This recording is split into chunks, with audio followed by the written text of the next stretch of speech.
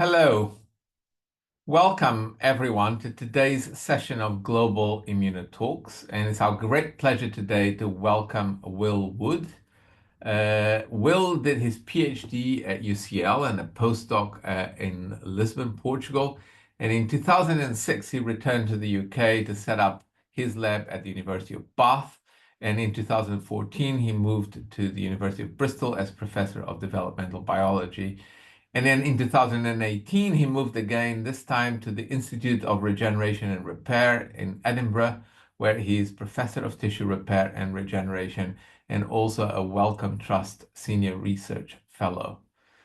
Now, Will studies how innate immune cells migrate within living organisms, namely the fruit fly Drosophila melanogaster, and he uses genetics and live imaging to investigate how hemocytes navigate these complex 3D environments. And a key focus of his work is how these cells decide how to migrate when they encounter signals that emanate from wounds, from dying cells, or they encounter migration cues from developmental processes.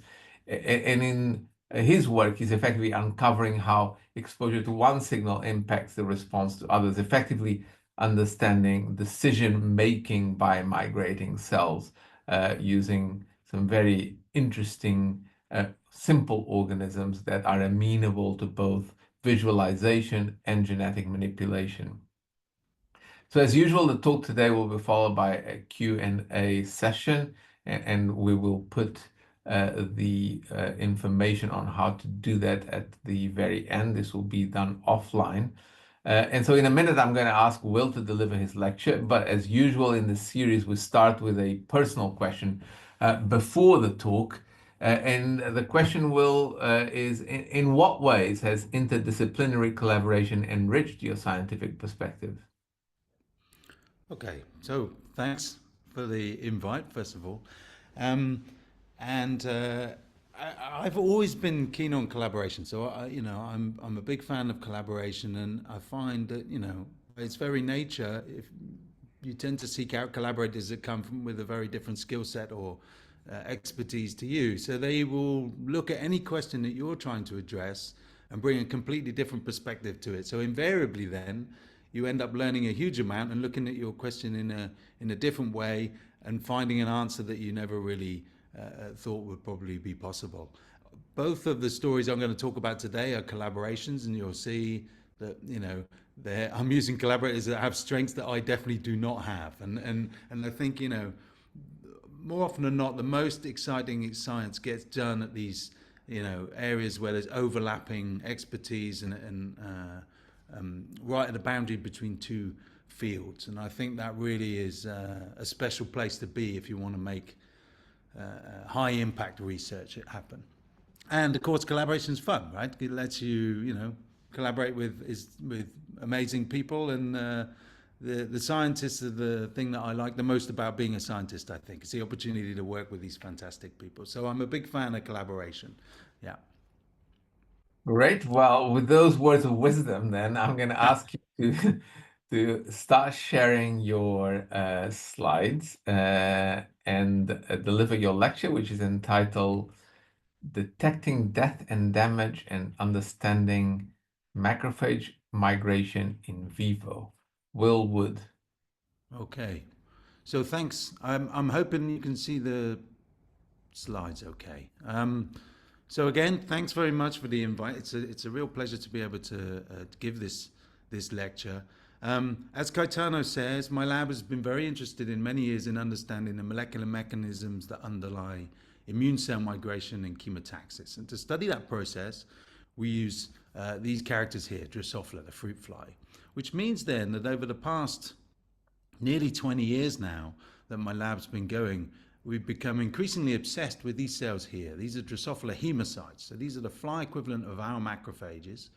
And they're a fantastic model for studying macrophage behavior for many reasons, not least of which is the fact that we can, with relative ease, image these cells within their normal physiologically relevant environment, that is, within a developing embryo. So we have at our disposal various macrophage-specific drivers which we can use to express GFP. or GFP fusion proteins.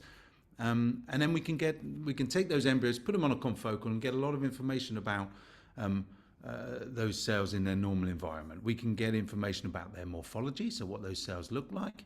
We can do 3D reconstructions like this, so we can understand how those cells organize themselves in space relative to one another and relative to other structures within that developing embryo. But perhaps what's most powerful or useful for me personally, given the questions that I'm interested in, is that we can take those embryos and subject them to time-lapse imaging. So we can watch these cells migrating in vivo. And just like our macrophages, these are highly motile cells. So I'm going to show you a movie now of an embryo. This is its head, this is its tail, for those not used to looking at Drosophila embryos. This is autofluorescence of the yolk, so we can largely ignore that. But you can see we're expressing GFP in all these macrophages here. And if I play the movie, excuse me, you get an appreciation for just how motile these cells are, right?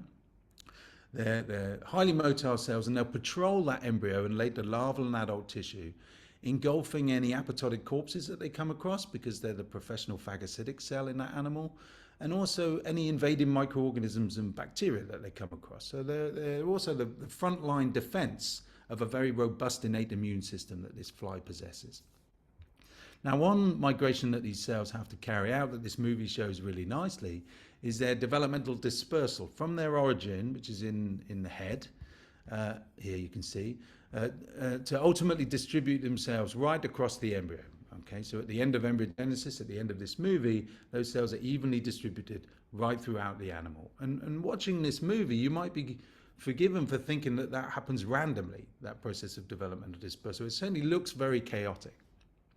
But in fact, the opposite is true, and these cells will always follow the same stereotypical route ways to disperse throughout the embryo. So this process of dispersal is developmentally hardwired, and we've over several years been studying the signaling that orchestrates and patterns that developmental dispersal migration, and it's a thrust of the work, some of the work that's going on in the lab. But it's not what I'm going to talk about today. Instead, I'm going to talk about a different migration that these macrophages carry out, and that is their inflammatory-like chemotactic response towards wounds. So we can make wounds in an embryo like this using laser ablation, and when we do that, we see macrophages turning up at those wounds very rapidly. They turn up within minutes, their numbers increase, and they peak at around an hour post-wounding, okay? And then those cells remain at that wound site throughout wound closure, and upon wound closure, they then disperse away from the wound, okay? So we have, if you like here, a compressed version of our own inflammatory response, but we got it in the genetically tractable system. And those tractable genetics, as I just showed you, among other things, allow us to live image this migration, just as we do the developmental migrations. So I'm going to show you a movie now of this inflammatory-like chemotactic response by these cells. This is an embryo that's expressing ECADER and GFP, so we can label up the epithelial cells here nicely.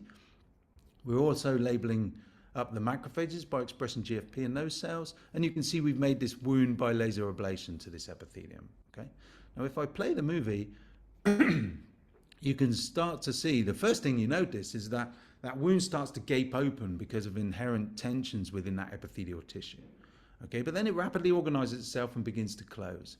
But even before that wound starts to close, these macrophages begin to migrate in. Okay, they love that wound and they can't get there fast enough. They find it extremely attractive.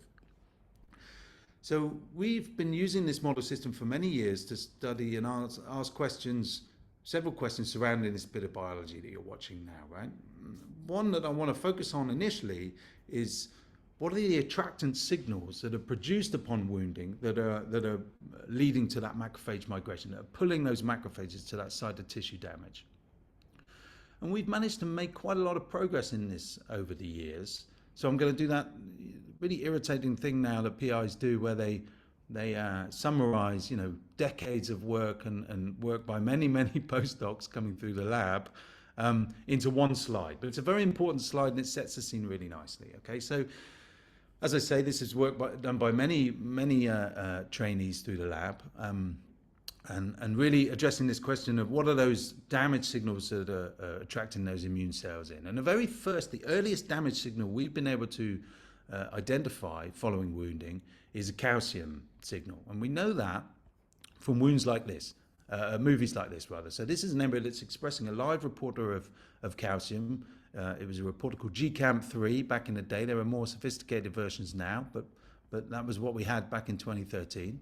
So we're expressing that live reporter of calcium across the epithelium, and we're going to make a wound at this spot here. So this clock, if I play the movie, the clock's counting down in seconds to wounding, and keep your eye on this spot here. This is what you get when you wound. Boom, you get this instantaneous calcium flash that comes up in the leading edge epithelial cells at that wound and then spreads out as a wave across the epithelium. Now we were then able to show that that calcium signal within the epithelial cells activates an NADPH oxidase called DUOX, which then leads to the production of our second damage-induced signal, which is hydrogen peroxide. So here now is an embryo that we've dunked in a dye that fluoresces when hydrogen peroxide is around. It's a dye called Amplex Red. And if I play the movie, you can see rapid accumulation of hydrogen peroxide at that wound site within minutes of wounding. Okay, and we knew, and we were able to show that if you block either that hydrogen peroxide production or you block the calcium signaling, then that response by the macrophages is attenuated, is blunted. So you get less macrophages turning up at that wound. Okay, so these are the earliest signaling events that lead to that recruitment of those macrophages.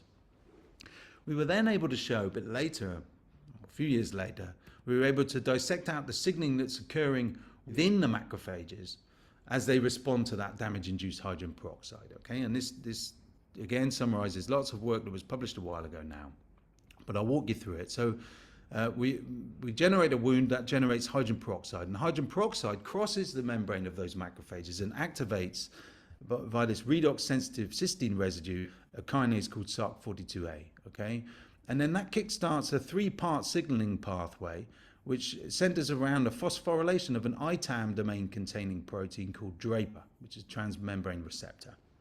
Okay, now those of you who are immune savvy, which I imagine is everyone in the audience since you've tuned into these immune talks, will instantly recognize this as a well-conserved signaling pathway that's used in our adaptive immune systems. Okay, ITAM stands for immunoreceptor tyrosine-based activation motif. So T-cell receptor signaling centers around this exact same signaling pathway. You'll recognize the names of these homologs of these two kinases here as important signaling molecules at immune synapses. Okay, and we were able to show that each of these components, these two kinases and DRAPER, if you get rid of any one of those components within the macrophage, within that fly, then it can't respond to those wound signals, and it won't launch that inflammatory response. Okay, so at the time of publishing this, we got very excited because we thought it was interesting that this adaptive immune system, signaling system that's put in place in us and other mammalian systems with adaptive immunity, that was put in place and operates to distinguish self from non-self, may well have evolved from this more ancient damage signaling system that was put in place not to distinguish self from non-self, but distinguish damaged self from healthy self. Okay, so that was an interesting idea. We published this at a time where this squared really nicely what we were finding in the fly with work that was being done in the zebrafish looking at leukocyte migration to wounds by Anna Huttenlocker's lab and Philip Neathammer's lab, who also showed that wounding in the zebrafish would release hydrogen peroxide and activate this same redox-sensitive cysteine residue in the kinase lin. Okay, so that was really good, and we were all happy at that point. I think with the we were all finding the same things, and we were happy with hydrogen peroxide being put out there as a wound-induced chemoattractant. Okay, that seemed to make sense to all of us. But there was one thing at the time which bothered me, and that was this: that as you can see here, DRAPER's not binding to anything. Okay, has this huge extracellular domain that we knew from experiments that we'd done was important for that wound recruitment phenotype or activity. But in this diagram, it's not binding to anything, and it's being activated indirectly via this signaling pathway. So that always sat a bit uncomfortably with me, but nevertheless, we were happy with hydrogen peroxide working as a wound-induced chemoattractant. And that was until we published this paper. Okay, so this was a collaborative work between myself and Paul Martin, and we enlisted the help of a mathematician, Michael Stumpf, and even though we didn't know the identity of that chemoattractant, we were able to use mathematical modeling by studying the response of the macrophages to infer certain properties of that chemoattractant, okay? And among those properties we're able to calculate is the speed of diffusion away from the wound site. And that speed of diffusion turned out, the maths was telling us, to be around 200 microns per minute. Now that is way too slow for hydrogen peroxide. Hydrogen peroxide diffuses at a much more rapid rate, right? So hydrogen peroxide can't be that initial chemoattractant. There must be another signal. So I put forward this idea then, or I started thinking about this, or maybe there are two signals. Maybe you make the wound, the first signal is hydrogen peroxide, which is triggered by this calcium flash, and it diffuses away at a very rapid rate, and it sort of puts these immune cells then on high alert by activating that signaling pathway that I just told you about, which ultimately leads to the phosphorylation of this damage receptor Draper. And then there's a second signal that's maybe produced at the same time and diffusing away at a slower rate, a rate of around 200 microns per minute, according to the maths. And that signal then is the true chemoattractant and is providing a directional information, presumably through binding to Draper. Okay, so so hydrogen peroxide is out, and we're back in the hunt for the chemoattractant that's been eluding me for so long at this time. Okay, so what could it be? Well, we came up with one candidate, again from a collaborative study that my lab did with Eric Beriker over at UMass. Now, Eric doesn't work on immune cell migration. Instead, he works on cell death, and he's particularly interested in salivary gland cell death in the developing fly. Now, it doesn't really matter. You don't need to know any details about that process for the purpose of this talk. But what is important is that death process is regulated by the exact same signaling pathway that I told you about earlier, SRC42A mediated phosphorylation of Draper. And in this study, and in this setting of salivary gland cell death, Eric was able to show that this protein here, depicted in green, it's a protein called MCR in the fly, was working as a ligand for Draper, okay? And MCR is a complement-like protein. So given that complement is a well-known regulator of innate immunity, and given that it's working as a ligand in this other developmental setting, we thought it was a good candidate that maybe this complement-like protein might well be our signal X, our wound attractant. So we set about trying to test this. Okay, so what is this protein MCR? Well, it stands for macroglobulin complement-related protein. As I say, it's a complement-like protein in the fly. The fly has 6 complement proteins, so this MCR is also called TEP6. The other ones being TEPs 1 to 5, of course. And they're called TEPs because they have a thioester domain in them, okay, just like our complement proteins. And that allows these proteins to bind and opsonize bacteria. Okay, but MCR is a bit of a strange complement protein because unlike the others which are largely secreted, it's a transmembrane protein, and it's actually a component of septate junctions. So it plays an important role in barrier function within epithelia, within that developing embryo. So that's a pretty weird place for a complement-like protein to be, but quite a good place for a potential wound chemoattractant to be that's being released from damaged tissues. So you can see that septate junction and epithelial expression if you look at an embryo and you stain with an antibody against MCR. You can see this nice localization to the epithelial cells, and we can knock down that expression pretty reliably or very robustly if we express an RNAi construct against MCR just in the epithelial cells. Okay, so you can see we can knock down MCR really nicely in that epithelium, and then we can make wounds to that epithelium and ask, what does the inflammatory response look like?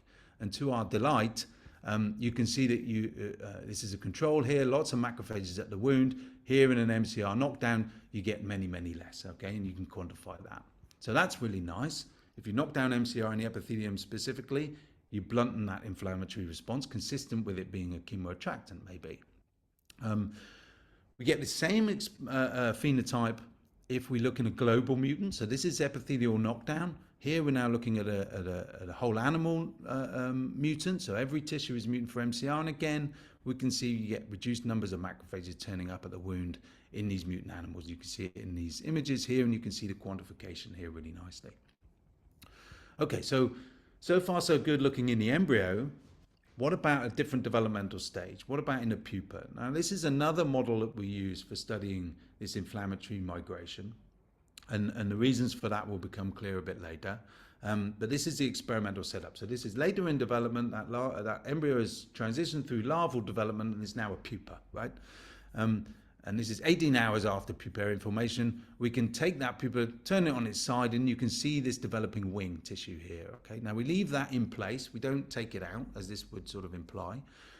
We leave it all in place, and then we can again make wounds using laser ablation and live image that response. And just like in the embryo, a wound made to a pupal wing disc triggers this beautiful inflammatory response, which we can then study and score, okay? Now, one benefit of using the pupal wing is there are many, many more macrophages in that tissue than there are across the entire embryo because it's much bigger. So it lends itself much better for mathematical modeling, among other things. Another benefit is that we can use a bit of genetic trickery in the fly to set up this experimental system here, whereby we knock down that MCR protein, that septate junction complement-like protein, just in one half of the epithelium, okay? So here we can generate a wing that has MCR knocked down half of its epithelium and the other epithelium is wild type. And then we can label those halves differentially, so we can differentiate between those two epithelial populations, and we can label up our macrophages, and we can carry out a laser ablation to make a wound. Okay, so this is what that experimental setup looks like in a cartoon form. Here it is in reality. So here's wild type tissue versus or alongside wild type tissue. Okay, and here's our MCR knockdown tissue alongside wild type tissue. Okay, again, differentially labeled, and we're labeling up the macrophages. And if I play this movie, you can see immediately you get this nice inflammatory response in the wild type tissue, but this MCR mutant epithelial tissue here, this mutant wound, is really poor at triggering an inflammatory response. Those macrophages don't seem to be able to see it, just like we saw in the embryo. Okay, and we can quantify that. So that leads to less macrophages turning up in these wounds made to the MCR knockdown epithelium. And if we look at total number of macrophages responding, you can also see that that's enormously reduced. Okay, so these macrophages really struggle to see an MCR knockdown or wound made to an MCR knockdown epithelium, consistent with this potentially being that chemoattractant that we've been looking for all these years. But to really get a handle on this process in more detail, and understand how the migration of those cells is affected, we need to track individual cells as they're undergoing these migrations. And to do that, it's very difficult if you label up the entire macrophage, because as you can see, they get very close to one another and they start crossing, and the tracking becomes very difficult. So in order to track with high fidelity, we label up those macrophages, we label the nuclei of each individual macrophage, okay? And we can then generate tracks that track every macrophage within that tissue. Okay, so now you can get an appreciation for just how many cells there are within this tissue. We're labeling up each one with a nuclei, and you can track every migration that these cells carry out. These are the two experimental setups that I showed you just now. So this is wild type versus wild type epithelium, and here we've got wild type versus MCR knockdown epithelium. And this is unwounded tissue. Okay, so we can track every migration that these macrophages carry out, and then from those tracks we can measure certain parameters. Okay, and it doesn't matter what we measure in these unwounded experiments. You can measure speed, you can measure distance traveled, you can measure directionality, directional persistence in various ways. It doesn't matter what you look at. These macrophages that are migrating underneath an MCR mutant epithelium are completely normal. So you don't need, as a macrophage, to see MCR in order to carry out your normal migrations. Okay, but we know, as I just showed you, that if you make a wound in that tissue, those macrophages then fail in their ability to detect the wound. So I'll show you this. It's the same phenotype. I'll show you it again, but now we're labeling up the nuclei of those macrophages. So this is wild type tissue versus wild type tissue, and a wound made in this wild type section here. And here again, wild type tissue alongside MCR knockdown tissue, and a wound made to the mutant tissue. And if I play the movie again, now we're labeling up the nuclei, but you can see this really nice inflammatory response to the wild type tissue, but the MCR mutant over here fails to attract any of these macrophages to the wound. Okay, despite in this instance being much bigger. Right? And we know that that inflammatory response scales with wound size. So this much larger wound should, if anything, trigger a greater response. But you're getting hardly any macrophages turning up there at all. We can then track those cells, and now you can see again really nicely this phenotype. So here's a wild type wound with all the macrophages tracked that are migrating towards that wound, and here's an MCR knockdown wound, and you can see that these macrophages appear completely oblivious to this wound.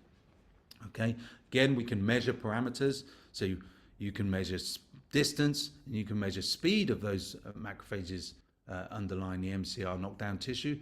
They're completely unaffected. It's just their directional persistence, their directionality, their ability to sense that wound at a distance that's disrupted. Okay, again, consistent with this being that wound attractant signal that they're following. But the beauty of this pupil system, as I alluded to earlier, is that we can take those tracks and we can carry out mathematical modeling, okay, on those tracks. I say we, but it isn't me, because as I'm absolutely hopeless at maths. So I need a collaborator who's fantastic at maths, and luckily I've got one. It's a talented mathematician here in Edinburgh called Linus Schumacher, and what Linus can do is, if I give him enough of these tracks, then he can work a bit of maths on these tracks, and through the reaction of those macrophages, infer certain properties of that chemoattractant, and then build a model of the dynamics of the production and spread of that chemoattractant from that wound. And then we can calculate various parameters. So we know from this modeling, so here's the spread of chemoattractant using Linus's model, okay, and we know from this, consistent with the previous modeling work we did in that publication I outlined at the start, that the attractant, whatever it may be, is made from the leading edge epithelial cells. It diffuses at a rate of 200 microns a minute, consistent with what we showed previously, and it's made for 20 minutes, okay? So now we have this nice mathematical model. What we can do is to manipulate the production of that chemoattractant and then ask the model to predict the migration responses that you would get in certain scenarios where we manipulate the pattern of that chemoattractant production. And the first scenario we asked it to model was, okay, what happens, what does this chemoattractant look like if only 1/2 of the wound can make that chemoattractant? So Linus does his magical mathematics, and this is what it looks like, right? So here's what you would expect to see if you could see the chemoattractant gradient live across 20 minutes, the first 20 minutes post wounding, if only half the wound can make that chemoattractant signal. Now we can then turn that theoretical experiment into reality, assuming MCR is our chemoattractant, by making a wound that sits right on that margin between MCR knockdown tissue and wild type tissue, okay?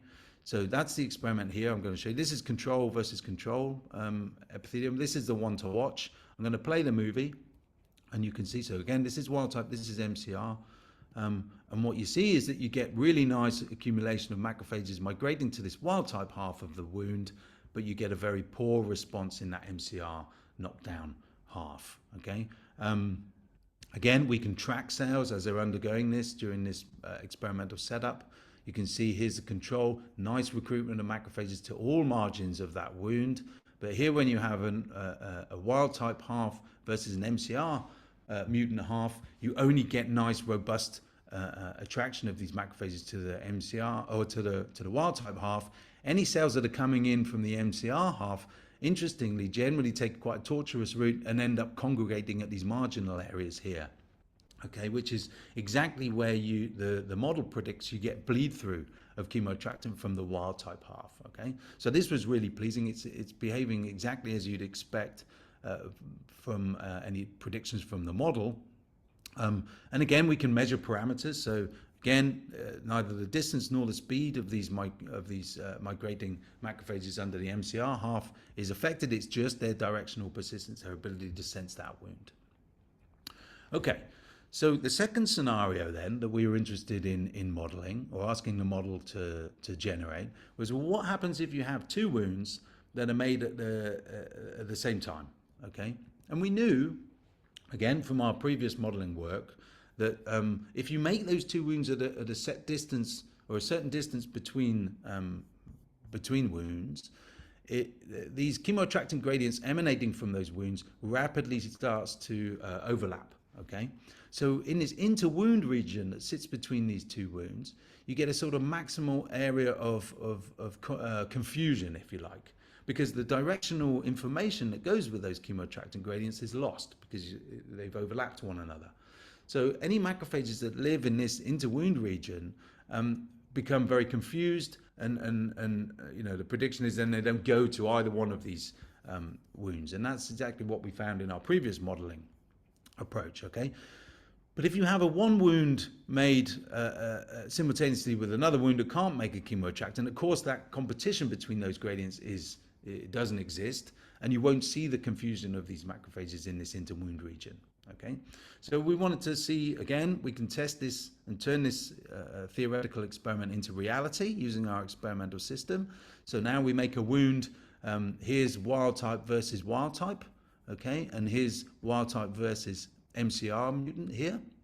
And you can see in the wild type versus wild type, you get really nice recruitment to both these wounds over time. And here in the wild type versus MCR mutant, you get nice recruitment to the wild type wound, but no recruitment to that MCR mutant wound.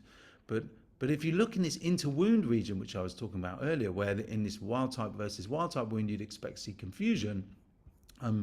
If you focus just in on that area, so here's the wild type versus wild type wound here on the left.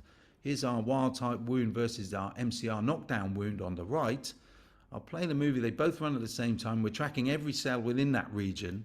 If you focus on the left-hand side first, you can see that all these cells are really lost, okay, because they sit in that maximal confusion area. So they don't know whether to migrate to this wound or this wound. They've lost directional information and they don't migrate to either wound. But here now, when we make a wound, a control wound versus our MCR knockdown wound, in complete contrast, as soon as we make the wound, all those cells orient and start migrating towards the control wound, and everyone ignores that MCR wound. Okay, and we can quantify this. Okay, so we're pretty happy now with the fact that MCR is our wound-induced chemoattractant. We think this is pretty compelling evidence using both the maths and the genetics to show this really nicely. But what we wanted to then know was, well, is MCR sufficient on its own to generate, to recruit macrophages to an ectopic site of expression without a wound? And to carry out that experiment, we took advantage of these cells here. These are the posterior spherical cells within the developing embryo. Okay, it's the future opening of the airways. So it connects the tracheal cells to the outside world. It doesn't really matter what it is. For the purpose of this talk, it's just a population of cells that we can label in the embryo and we can genetically manipulate, essentially. Okay, so we label up these posterior spherical cells in green, and we've labeled up all the nuclei of all the macrophages in this embryo. And if you zoom in on the spiracles, you can see that these structures are surrounded by a certain number of macrophages just as part of normal development. Okay, but if you overexpress this complement protein MCR just in the posterior spherical cells, it generates a huge increase in number of macrophages at that wound, at the spiracles rather, surrounding these developing structures. Okay, so just by overexpressing MCR, you can recruit macrophages to an ectopic site of that expression. And we can quantify that here. So here's macrophage number, and you can see it really clearly in these 3D reconstructions. Okay, so here's following MCR overexpression, you get many, many more macrophages surrounding these tissues. Okay, so we're confident then that MCR is the chemoattractant that I've been looking for 20 years, and it's a powerful chemoattractant. Okay, so we can go back then to our two-signal model, if you like, and this is what we think is happening now. So we make a wound, we trigger a calcium flash, as I showed you, and that leads to a rapid production of hydrogen peroxide. Okay, that's our signal one, and that diffuses away from the wound at a very rapid rate and activates these macrophages by activating that signaling pathway I was telling you about earlier, which leads to the phosphorylation of this damage receptor Draper. Now that's accompanied by a second signal, which we now know to be this complement protein MCR, which is made at the same time, but diffuses at a slower rate of around 200 microns a minute. And it's that signal that's the chemoattractants, providing the directional information that presumably through binding through Draper, that can then drive this directed migration of these macrophages towards the wound. Okay, so there was one thing that bothered me about all this, and that was how a septate junction is operating as a chemoattractant. Okay, that seems a bit strange. The whole idea that this complement protein that sits as a junctional protein and then works as a chemoattractant, I couldn't really think of a way that that would work. So, in order to try, when I was having this conversation with an ex-colleague of mine from University of Bath, this guy here, Jean van der Nelson, so this is me and Jean in the Scottish Highlands. This is my one plug for the Scottish Highlands, right? I live in Scotland. It's a beautiful place to live. The sun is always shining, always like this.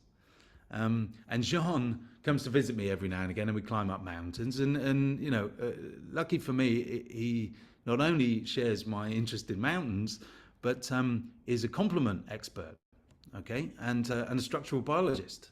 So I was telling Jean about these experiments, and Jean decided that the first thing he should do, or I really should have done it already, but this highlights how important collaborators are, because they look at things in different ways. He decided to do a sequence analysis and comparison between Drosophila MCR and human complement proteins. Okay, and when he did that, he found amazingly that buried deep in this MCR protein is a sequence that looks almost identical to human C5a, which is a powerful chemoattractant. Okay, everybody knows that C5a is a powerful blood cell chemoattractant.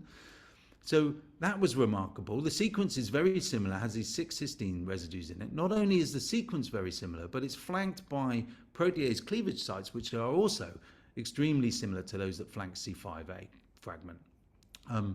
Furthermore, the TEP6 or MCR is the only Drosophila TEP to have this sequence in it. None of the other TEPs have this C5a-like fragment lying within them. And what I didn't tell you earlier is that I mentioned that they all have thioester domains. Well, that's true of all these others, but it's not true of MCR. That lacks the thioester domain, so it doesn't work as a secreted factor that opsonizes bacteria, and instead appears to operate as a chemoattractant. Okay, and very similar to C5a. Now, not only is the sequence similar, but Jean then worked out what the folding or the predicted folding of this fragment would be in the fly, and these repeated 6 cysteines form these disulfide bridges, which leads to this folding that looks also rather similar to C5a. So I think amazingly we've uncovered a functional homologue of mammalian C5a in the fly. This is a big deal because no one's ever demonstrated a chemoattractant that exists in the fly. And now it opens up this really nice model that we're in the process of testing now, whereby the septate junction protein sits in an epithelium as a sort of silent burglar alarm, if you like, that upon breach of that epithelium becomes activated and may work as a robust chemoattractant to pull inflammatory cells, immune cells, to that site of damage, readying it for the likely onslaught of infection at that damaged site. And I think what this highlights beautifully is the sort of highly conserved nature of immune signaling, right from invertebrates all the way up to humans, okay? Which of course makes me very happy as a Drosophila person. Okay, so I'm going to check my time here now. Right, I'm going to switch now. This was published very recently, I have to say, so this has just been accepted if you want to read more about that. It's very much an ongoing project. But I'm going to switch gears now a little bit and tell about another project that we carried out. And this was based on one observation we made a while ago, that in order to respond and trigger this inflammatory response that I've been telling you all about towards now MCR, we know it's MCR, macrophages have to eat an apoptotic corpse. Okay, we know that if macrophages don't eat apoptotic corpses, they can't respond to those wounds. We know that from experiments. Well, an experiment that I'm going to show you here. This is a key experiment. Here's wild type wound along here. Okay, we're labeling up the macrophages in green and we're labeling up their nuclei. You're used to looking at this now. Here's an H99 mutant. This is mutant for 3 master regulated genes of the apoptotic program. So there's no apoptosis occurring in this developing embryo at all. So none of those macrophages have ever eaten an apoptotic corpse. And if we make a wound, the macrophages are fine. Just in their normal developmental migrations, they distribute nicely. They're able to migrate. But if we make a wound, here in the wild type, you get this nice inflammatory response that you're used to looking at now. And look what happens in the H99 mutant. They look like the MCR mutant. They're blind to that wound. They can't see the wound. That leads to a reduction in numbers of those cells at the wound site. And it's not down to a reduction in number of those cells, nor is it due to a reduction in speed, just like the MCR mutant. It's due to a directionality problem. They can't sense the wound. And we were able to dissect out the signaling a while ago now that underpins this priming mechanism of apoptosis, and it works like this. So macrophages are born naive, okay? They've never eaten an apoptotic corpse, and as soon as they eat the first apoptotic meal, it triggers this signaling pathway that leads to the upregulation of that damage receptor I told you about, Draper, which we now know is detecting MCR.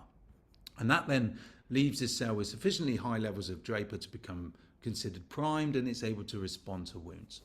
And we knew from this study that just eating one apoptotic cell was enough to prime a macrophage in order to be able to see a wound. But I wondered whether, well, what happens if you eat more than one? You know, do you get better and better at responding to wounds the more apoptotic corpses you eat as a macrophage? And that, whilst being quite a simple question to ask, it's quite difficult to address because you really need a way of labeling and visualizing engulfed apoptotic corpses within macrophages within a living embryo, and that probe didn't exist.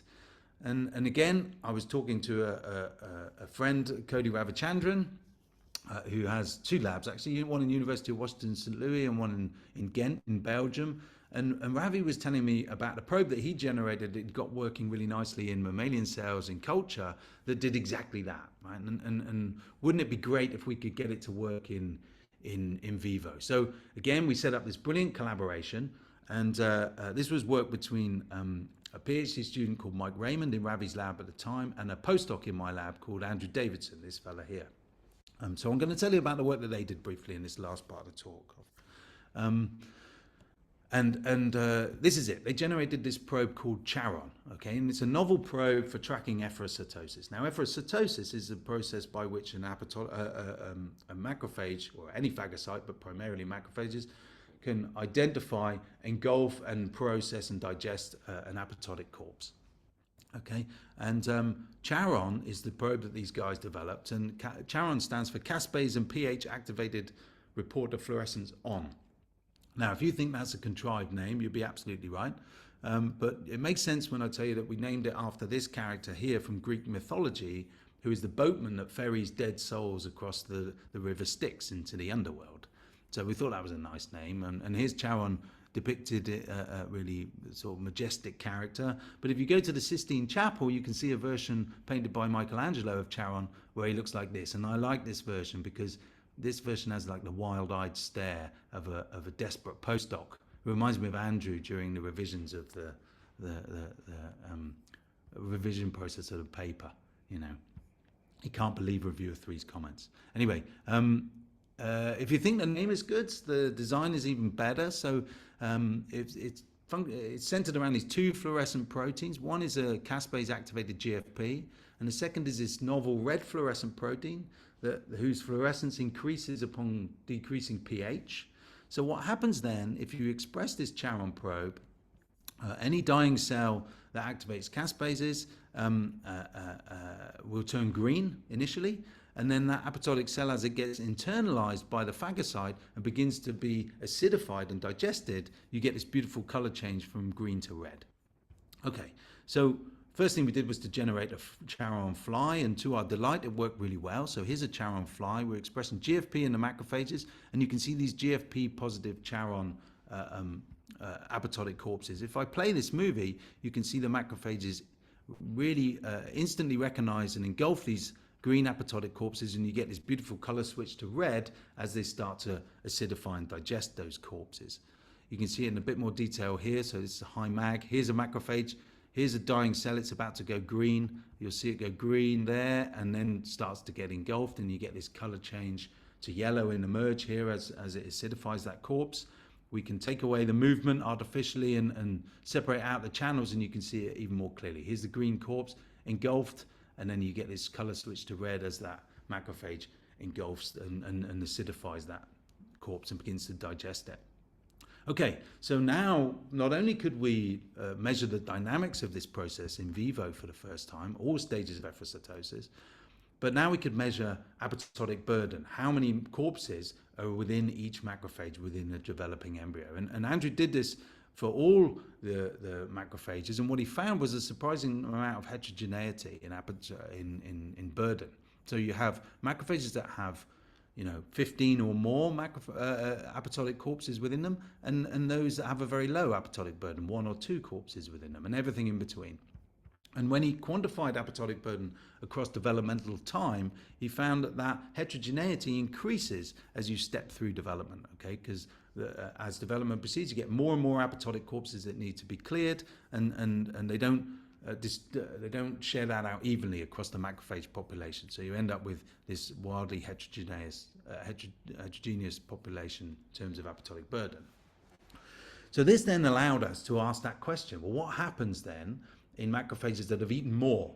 Are they better or worse at responding to a wound? And my money was on they'd be worse, because it's like going for a run after a big meal. But like all my predictions, it turned out to be completely wrong.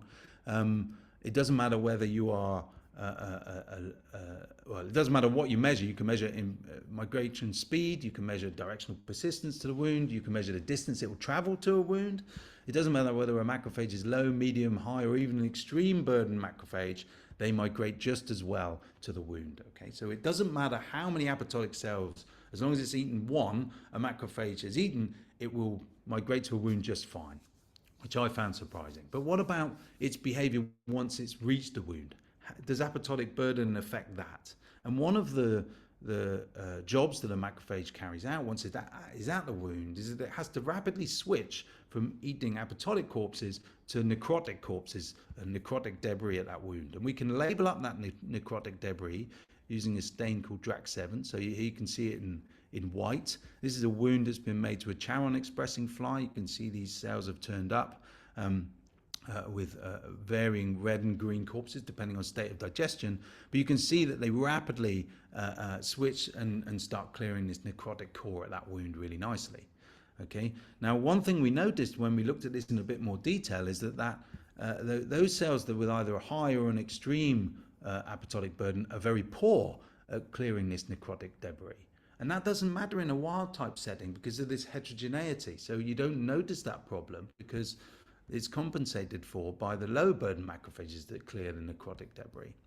But we wondered, well, what would happen then if all your macrophages have either a high or an extreme macrophage burden? How would that impact this clearance of necrotic debris at wounds? Well, again, we can use a bit of genetic trickery to force that situation. We can use these mutants here. It's a mutant for a gene called repo. Doesn't really matter what repo is for the purpose of this talk. All you need to know is in a repo mutant, there are more apoptotic cells, per macrophage to eat. So everybody eats more, and every macrophage has a higher apoptotic burden. You can see that in this charon-expressing repo mutant. You get these hugely swollen macrophages with lots of apoptotic corpses within them in various states of digestion. And we can quantify that, and you can see here now we've sort of artificially skewed this the population of macrophages so that now everybody either is a high burden macrophage or an extreme burden macrophage. So then we can do the experiment, make a wound, and ask, okay, well, what happens in that setting then when everyone's got a high burden of apoptotic corpses within them? How do they manage that switch at a wound site? Well, here's the experiment. Here's a wild type on the left. You've already seen this one. Here's the repo mutant on the right. These hugely swollen macrophages that contain enormous numbers of apoptotic corpses. They can migrate to the wound just fine, but if I play the movie, you'll find they're very, very poor at making that, clearing that necrotic corpse. And now there's no low burden macrophage to compensate for that. And what you get is this necrotic core of the wound enduring for a long time. So it sort of becomes chronic. Okay, so this was again published well, I was going to say recently, but it's not that recently because time flies. But if you're interested, there are lots of other experiments in this paper. But really, I think what it shows really nicely is, again, this profound impact that engulfing an apoptotic corpse has on a macrophage. And a macrophage has to eat one corpse to respond to a wound, but if it eats too many corpses, it can respond to that wound, but it can't carry out its functions properly at the wound. And this is really important when we consider immune cell behavior at sites of human pathology, where those immune cells may well be overwhelmed by enormous levels of cell death. And the consequences of that cell death is something that we're very interested in the lab and using our this combined live imaging and genetic approach to address. Okay, I'm going to stop there then and acknowledge the people who did the work. This is my lab's at the University of Edinburgh, as Caetano mentioned in the introduction. We're in the Institute for Regeneration and Repair. I'm funded largely by the Wellcome Trust, but also by the MRC. And the work that I talked about was carried out by various people. They were collaborations between myself and Cody Ravichandran's lab with Mike Raymond. That was the Charon probe, carried out by a postdoc called Andrew Davidson, who now has his own lab in Glasgow. And the MCR work I talked about, as I mentioned, was collaboration with Lionel Schumacher on the maths, Jean van den Elsen on the complement side of things, and it was carried out by these two amazing individuals in my lab. This is Luigi Zucchini and Alessandro Scopoletti. This isn't all my lab. We're a collection of several labs, all based in the Institute, and we're all interested in cell death. So we call ourselves ECDC, which stands for Edinburgh Cell Death Collective, and we all sort of share this probably quite unhealthy obsession with cell death. And with that, I will stop and take any questions. Thanks very much. Well, thank you, Will. Thank you very much for this wonderful lecture. Questions, as this audience knows, will be done offline, and you've got the instructions here, and will endeavor to answer them over the next couple of weeks or so as they get posted. And we should all remember there's an important announcement that was put on the chat that from March 19th, we will also be switching such that we will have an additional streaming of these lectures live on YouTube in addition to the traditional Zoom webinar. But importantly, the questions will be switched from X, Twitter, to the YouTube comment section, but again, answered offline. And so it just remains for me to thank Will once again, remind the audience to tune in for next week's lecture by Shai-Shen Orr. And thank you all very much for attending and for supporting this amazing initiative that is Global IMMUNOTALKS. So thanks again, Will, and thank you, everyone. Goodbye. Thank you.